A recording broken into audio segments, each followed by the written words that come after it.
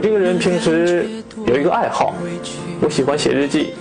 有一天我发现他的日记，我打开看了一下日记，里边的内容都是他和其他女孩子在一起的开心与快乐，这是让我十分接受不了的。就因为这一件事，他一直在和我争吵着。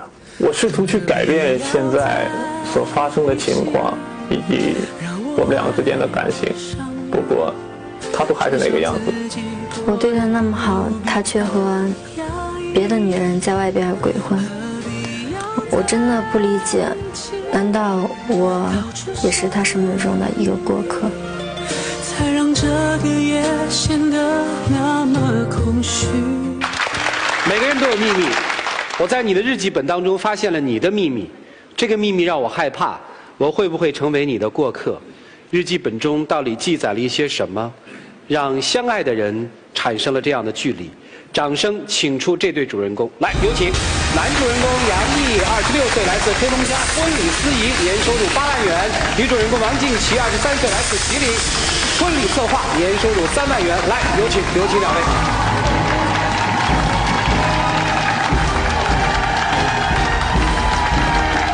一个是婚礼司仪，一个是婚礼策划，是通过工作认识的吗？对，是工作上认识的啊。起初他是一个婚礼策划师，我是接到了一个婚庆公司的邀请，来为他们讲一些婚礼策划的课程。从这以后，两个人可能有了相互的好感，在工作中产生了好感。后来是谁先表达的？也没有谁去表达什么，就是不知不觉吧，两个人都互相有着好感，就慢慢走在一起。同居对不对？同居就发现了日记本。对，是在收拾房间的时候，无意间就是因为他的好多书籍嘛，好乱，我就整理的时候掉下一本东西，我就打开了看，一看是日记。日记本里记的是什么呢？就是写着他说工作压力大，去那个酒吧去宣泄一下，和一些其他的酒吧里边的女孩子吧在一起发生了什么事情啊？你当时什么感受？无法接受。这对你来说应该不算是个事儿，是吧？对我来说，在我周围这个氛围，应该是挺正常的，因为我身边的这些朋友圈子，还有我的工作一些压力啊，我感觉是正常的。你觉得是正常的，对吧？对。我不知道你介不介意说，让我们也看一看你认为很正常的日记。可以。可以是吗？可以。来，小杨，你给我们读一下吧。你帮我读吧。OK。前面是说今天我又去了酒吧然后就碰到了一个女孩子，这个抽烟的女人她觉得很性感，对吧？对。下面写的就是这个女孩子回头看她，看我，眼里面充满了欲望。我心想，又是一个空虚的女人，我鬼上身一样跟她回家了。我有深深的负罪感，觉得对不起我的老婆。说的是女朋友，对不对？对。这个还有很多是吧？对，都是。还看吗？还是不要看了。什么时候发生的这个日记本事件？就是你看到了。大概今年从家回来的时候，每天。你问他了吗？他怎么说？他就解释是为了因为工作压力大去，也就是和朋友去玩，但是里边内容不是他说的那样，也不是他，我感觉他。认为自己是对的，但是让我根本就接受不了。我草草的翻了一下，大概杨先生在那个酒吧里很厉害，碰到什么样的女人都能拿下。这个日记本基本上面是记的这个，就是拿下，不同的感受。是什么驱动你去呢？在婚礼的舞台上，我不可以有一句错话，也不可以有一句措辞，没有人会给我一个重来的机会，所以那种压力是我无法表达出来的那种压力。不会啊，你说错就说错了吗？有的时候你的一句话一句错语可能会让人家对你非常非常的不满意。有一回我把人家新郎父亲的名字读错了，在下台的时候，很多人看我的那种眼光就令我感觉到非常的不舒服，当然家人也是非常对我不满意。所以从那以后，自己身上当走到舞台上的时候，我就感觉我不再是我了，我是在刻画一个人物，我要把这个婚礼去打造好，去做好。那你的意思就是像万峰老师啊、于继静老师啊，就应该天天都泡在酒吧里？可能我们都应该天天去泡。每个人的都有压力吗？每个人宣泄的方法不一样嘛。我只有在那种灯光和那种音乐下，我才能感觉到自己所有的压力，才能释放出来。可是你就是灯光和音乐的话，你不是已经释放了吗？为什么还有什么这样的女孩子那样的女孩子？你要跟他们回家呢？第一次吧，第一次我和我的朋友去酒吧，当第一次到那时候遇见了一个女孩。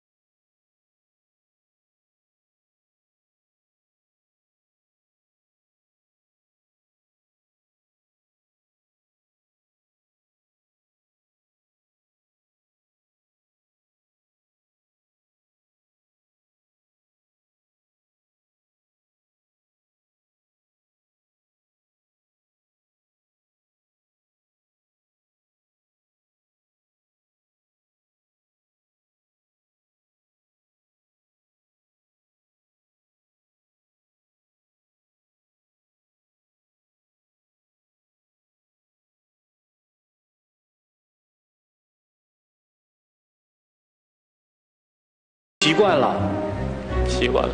我看你这上面写的好像你们还打赌是吧？对，比如说前面有一个女孩，那么每个人啊会赌今天晚上去哪儿，比如哪儿吃饭啊。如果把这个女孩泡到了，那么明天可能消费都是她的；如果泡不到，今天加明天所有的消费全是我的。你不觉得愧疚他吗？曾经我感觉我做的很对，但是最近我们两个一直在吵，吵了很长时间了。所以这段时间我也在想自己做过的一些事情。我现在知道自己有一部分肯定是错的，但是有一些事情我也是身不由己。你告诉我是控制不住自己，还是说我其实挺享受那个过程？控制不住自己，应该这个有吧？比较大一些吧，这方面的元素。你现在还守着他，你没摔门就走？没有，毕竟感觉相处2年多了嘛，还是有一定的感情的。想放手，但是还舍不得。我这个日记是因为编导告诉我说征求了你的意见了，所以我在准备节目的时候我都翻过。有一篇日记大意就是说，你说我是一个很瘦弱、没有安全感的人，但是我今天碰到了一个女孩，她说她穿着我的这个衬衣，她说我很有安全感，我觉得什么什么，就是在2个女人之间做比较。你看到这个时候你气愤吗？对，当然了，就是感觉突然之间，可能是感觉这2年还是没有了解透他吧。你这2年实际就是你们交往这2年的过程里，你一直在这样，对吗？那你出去跟那些其他的女孩开完房，你没有同居在一起，你夜里还回去吗？我有的很多时候晚上都是加班，因为也是晚上有彩排的时候嘛。是一晚就住在公司了。也就是说你并不知道他的行踪。对。小杨，我说一句不客气的话啊，见谅啊，得保重身体啊，别染病啊，这太可怕了。我看你日记这频率不得了啊。曾经不怕吗？曾经没考虑过这方面的问题。你真的不害怕哈？没想过。其实我就说一句话，你要是我妹妹，你就跟我回家，绝不给机会。但是我不知道专家们怎么看。来，真心丘比特问卷。万老师，现在的年轻人我真看不懂，难道就仅仅是因为一个代沟吗？婚礼司仪不好当，是有一定的压力，但是这个压力不至于让你去跟不同的女性去鬼混。我现在跟这个姑娘说的什么呢？你辛辛苦苦在家里伺候她，给她料理什么，然后人家在外边鬼混，你以为是加班，对吧？你心里很不平衡。那你还说你还爱她，难道真的应了平时那句话了吗？男人不坏，女人不爱。你爱她什么？你想想，你还没结婚，如果一旦结了婚，他能改掉他这些臭毛病吗？能改。你想改，那么容易吗？听听黄老师怎么说哈。有一个词叫带牙齿的爱，也就是说，只有你爱的人，他才有能力来伤害你。所以其实，决定要不要继续被伤害的权利在你自己的手里。这一点我跟汪老师很一致。江山易改，本性难移，谁没有一点压力啊？我就不相信相信你们在场每一位都没做过错事。我告诉你，我男朋友3个月都没回来了，我都没跟任何一个别的男人去看过一场电影。什么叫爱啊？我觉得现在普遍爱无能。什么叫爱无能呢？没有能力去守候爱情，没有能力为爱情去付出既得的享热，没有能力去相信爱。为什么那么多女生那么容易被得手？也是没有爱的孤魂野鬼啊！不仅没有爱，而且没有事业，还没有尊荣感。谁不知道 happy 那件事情也很刺激啊？但是 happy 的后果是什么呢？你为你的人生有责任吗？还说你跟着谁？你的人生要跟着那种人混，你有什么样的人生啊？其实他也很清楚。不是，为什么辛苦呢？没有选择正确的道路嘛。他自己心里也很清楚，他也在写说这样的女人是什么样的女人，他看得比你还清楚。所以我要说什么？一个明知是堕落，一来无法放弃要去拥抱堕落的男人，和一个明知是伤害，一来迷恋在伤害中无法自拔的女人，两个都活该。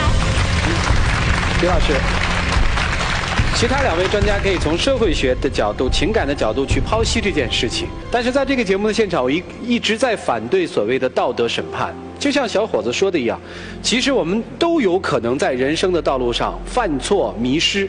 刘老师，这个小伙子形成了这种状态，道理是什么？第一个方面，你觉得你受伤了，你希望让别人也成为你的过客呢，来疗伤，因为你是一个缺乏自信的人，所以在这个过程当中呢，你希望靠这样的方式来找回自己的自信，这是一个。另外一个不自信是来源于说朋友之间你的地位、你的收入，你受他们的影响。对。从诱因上来看的话，你的心态有问题。如果说你欲罢不能、道德一定程度的话，就像我们成为那个网络成瘾、吸毒成瘾，是一种瘾或者成为一种痞，那叫心理变态了。那接着问题，我想问一下，你觉得是性成瘾呢，还是你的心需要心成瘾？我要说一下，首先我泡女孩，有一半不是为了性。有的女孩我跟很多女孩都在一起过，但只要这个女孩我把她泡到手了，她能跟我喝酒，能跟我出去玩，我并不非得要跟她在一起。所以你的问题，它不是性成瘾，它是心成瘾，所以你缺乏的是自信的一个训练，所以你应该提高自我价值。如果你心成瘾的话，任何问题都阻挡不了。郝老师，习惯性出轨的男人是不可以被原谅的。第一，他不能够承担自己的错误，他从头到尾都要找其他的原因。第二，他没有独立的人格和是非观，连说不都做不到。我们是一个女生，在职场里我们都要经常说不，不是人家摸一下小手给我们钱，我们都给人家摸的。这样的男人呢，他可能很善于甜言蜜语，用很廉价的疼爱来给你短期的甜蜜，但他不能给你一生的保障。千万不要相信他，他甚至连无条件道歉都做不到。我道歉了，我刚才你算了吧，你还在这边辩。我刚上来我就道歉了。你做的是什么事儿？他今天是你女朋友，今天我是你，我早就把你打稀巴烂拎走了。我说了，那是我的曾经，不是我的现在。什么曾经？这种事发都不应该发生。但是它发生了。发生了，你有态度吗？你找了那么多1、2、3、4的理由。老师们的话，没有任何女性可以真正的原谅你，只要是够自尊的女性。老师们的话是要告诉你说，错了，我们先认错，有了一个良好的认错方式，我们才知道怎么去改。不是，你现在连错都不认。他的错是根源性的，根源性的错误在哪里呢？你没有意识到，你只意识到你这个行为不对，造成了伤害，你没有意识到这个引发你行为背后的动机，你自身的动机有问题。你明白吗？你想通过这种不正当的所谓潜规则的手段获得职业晋升，这是动机不良之一。第二个，你的人生动机，你和这些人玩玩闹闹，你觉得无所谓，反正你情我愿，互相不伤害。但是你没有想过，他们有他们的家庭，你有你的家庭，未来的人生正轨全部被这些东西破坏了。你们现在很 happy 了，背后有多少伤心的人在流眼泪？我觉得这是个人观点。你有没有想过，其实你在这么去猎艳的过程当中，你觉得你是猎手，其实你自己也是一个猎物，你不觉得很可悲吗？老师们是要让你意识到这样的一点一滴，包括黄老师说那个，我特别同意。如果说有人跟你说，哥们儿，咱们去喝酒，今天喝了酒这件事能做成，在这个酒吧里你把一个姑娘给泡上了，我给你一单生意，如果连这种生意你都做的话，你一辈子不可能出人头地。你原则没有了，这个其实是更可怕的。你看，我们今天真的没有特别骂你，用道德的大棒去打你，你给的理由是因为我工作压力大，所以我要去那个，是理由一。理由二是因为我曾经在酒吧被一个女孩伤害过，所以我现在要去报复这些女孩，全是阴暗心理。理由三，因为我为老板做了这些事情，老板可以换来一些我的成功，走弯路的心理。就是你看你这3条心理做下来，你自己都会累。累，你累吧？很累。你多像一个两面人啊！你回家了还得讨好这个，我就问你，你难受吗？你告诉我。难受。所以千万不要再说我没错，我有理由，千万不要真的认错。小杨问我问几个问题啊？如果写日记的是他，你原谅他吗？没想过啊？没想过。现在开始想，你原谅他吗？不能原谅。不原谅，你会怎么做？其实他曾挺坦诚分手是吧？啊？对。那小王呢？你听到这个反应以后，你的反应是什么？失望吧，男的太小气了。你知道为什么不一样吗？男的更爱自己，这就是真相。他爱他自己，但你不爱你自己。如果你爱自己的话，你的尊严何在？现在对很多年轻人来说，爱情是很盲目的。你非要说它是爱情，我也没话说。但是这种所谓的爱情太盲目了，我们旁观者看的真是太气愤了。万峰老师刚才说旁观者清，来，让我们进入踏浪旁观者清。我是静琪的表哥，没上这个节目之前，我就已经劝过他要把杨毅放弃，因为这样的一个男人是不值得去依靠终身的啊。但是我妹对他的爱可能已经是无法自拔的地步。我现在想对杨毅说什么呢？如果你要不改正你这个缺点的话，我想没有任何一个女人会把自己的一生托付给你。我改，我肯定改。哥哥说了哈，这位是杨毅的妈妈是吗？对，妈妈听了心里很不舒服，对不对？别人这么去说自己的儿子，肯定不高兴，对吗？是不高兴，还是我儿子做的不对。就妈妈应该最了解儿子。你觉得你儿子能改？能改。啊。我儿子在家都挺听我话的，现在他也听我话。已经离家2年了，就是搁电话联系，真不在家，也不知这样的情况。现在我过来了，就是来照他了。您还是希望他们俩走在一起？对。其实结果是什么都不重要，而是原因在哪里。小杨，你过那样的生活，你究竟被什么迷失了？你要找不着，你真的改不了。曾经有一种想法吧，我认为我年轻的时候我不玩，岁数大的时候我玩不了了，有这种想法。玩什么？女孩。我曾经年轻的时候不泡女孩，年龄大了我泡不到了。但现在我不是这么想的。你珍惜他，我能理解。有几个女孩会到这种程度了，还哭着傻傻爱你，所以我能理解你珍惜他。我不能理解他为什么不珍惜他自己。如果你真对别人好，放人走，不要再甜言蜜语了，看不下去。我就不相信你们没去过 KTV。去过 KTV 啊？喝醉过吗？我还真告诉你不好意思，我真没喝醉过。我做了这行业，传媒和时尚行业10几年了。告诉你，不抽烟，不喝酒，不泡吧，不跳舞，甚至不唱卡拉 OK， 我照样开起公司来，照样做到现在。那说明你老了。说明我老了。你是错误的职业观念。我告诉你，我底下的女孩跟我讲，青春不卖也是会过期的。黄老师，你有才有貌，为什么不妥协一下？我就告诉你说，你妥协的第一次，会妥协的人不可能有我现在。一个自己的原则都无法坚守的男人，不可能创出自己的事业和自己的天地。我想说的是，我曾经我承认，我做的不对，是错事，但是我还是爱他。OK， 其实我跟你说，今天为什么专家会对你这个特别集中，或者大家情绪比较过激，知道为什么吗？有很多人在看电视，就是你的一些观念出来，其实会毒害很多人，这是我们最害怕的。按理说你跟他说什么，只要他接受了你，他原谅了你，一切 OK， 对不对？你心里你们那么多废话干什么？他原谅我就一切可以。但是你的一些东西真的让人觉得特别可怕。我们要进下一个环节，我知道小杨今天有个特别设计，来，让我们进入到黄金60秒。小杨先开始吧。以前我用吉他唱过歌给很多的女孩，你也听过，但是我今天这首歌就送给你自己。有没有人曾告诉你我很爱你？有没有人曾在你日记里有没有人曾告诉你，我很在意？在这座城市的距离，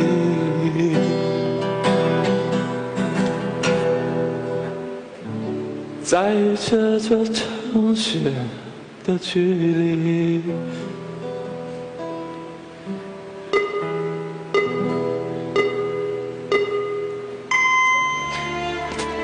没了，没。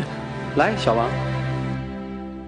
毕竟在一起，怎么说，相处2年了，有一定的感情，但是，就是当我看这日记的时候，有一种真的是崩溃的感觉。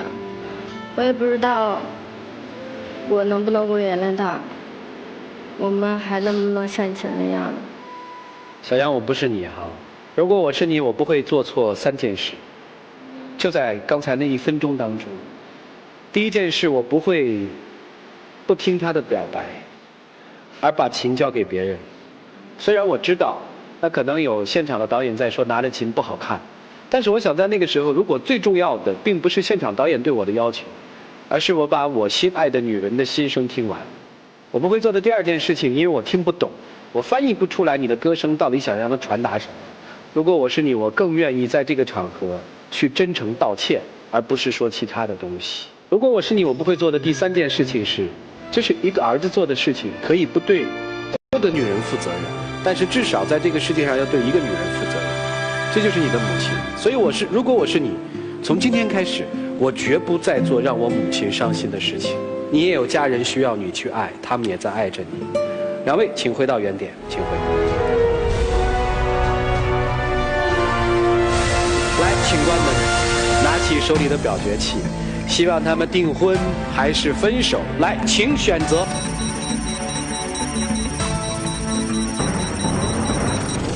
好，87.04%的观众朋友选择了分手。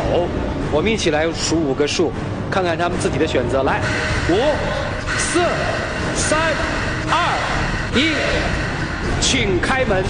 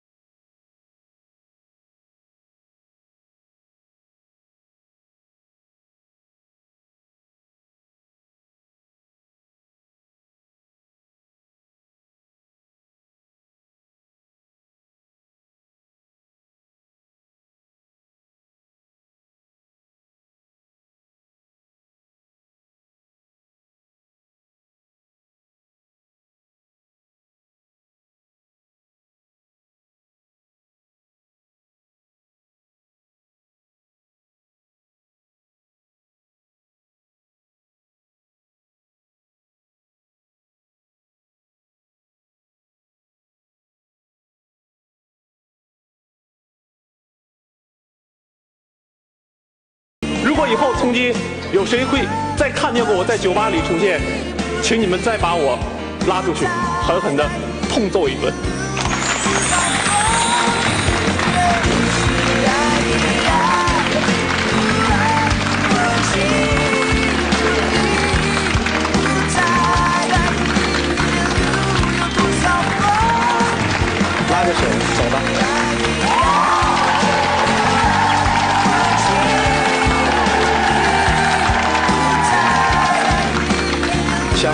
特别少，只有一句：祝这个傻姑娘得到自己真实的幸福。我终于明白为什么坏男人会那么多。为什么？傻姑娘太多了。哎，这就是辩证法。我做了那么多的不该做的坏事吧，当从门再转过来的那一刹那，当我在看见他的时候，感觉很意外。所以我以后也绝对不会辜负我的女朋友，我会用我所有的全部去照顾她。